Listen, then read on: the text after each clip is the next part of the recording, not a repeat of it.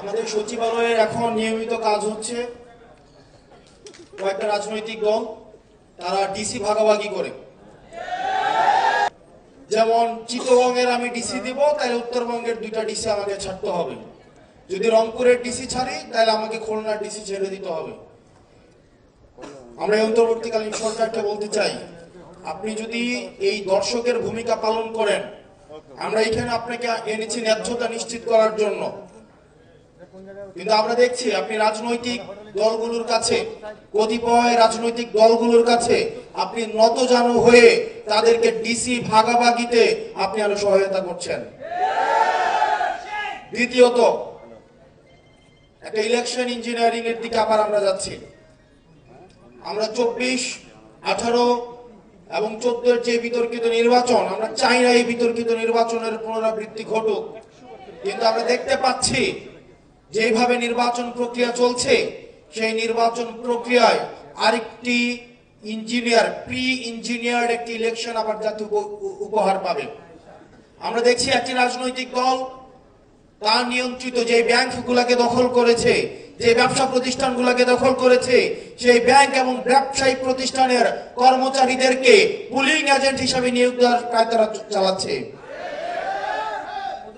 আমরা দেখতে পাচ্ছি একটা রাজনৈতিক দল তার স্কুল কমিটিগুলোকে তারা দখল করেছে, স্কুল কমিটি সভাপতি সেক্রেটারিকে দখল করেছে, শিক্ষকদেরকে জিম্মি করেছে।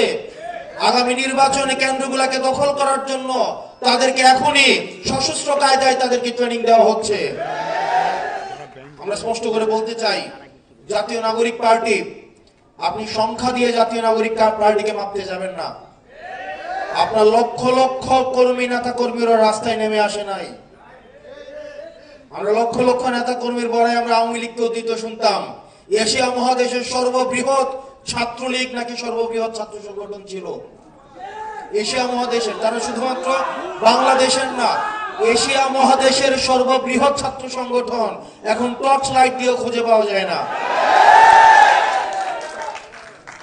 এক জায়গায় বলে জয়, আবার 2 মাইল দূরে গিয়ে বলে বাংলা। নিজেরা দৌড়ের উপরে থাকে, ব্যানারটা নিয়ে দৌড়ের উপরে থাকে, ব্যানার 4 জনে মিলে ধরার লোক নাই, একজন ধরে ব্যানারটা নিয়ে দৌড়ায়, আবার বলে যে হাসিনা তোমার ভয় নাই, রাজপথ ছাড়ি নাই। এইসব লক্ষ লক্ষ নেতা কর্মী কাজে আসে নাই।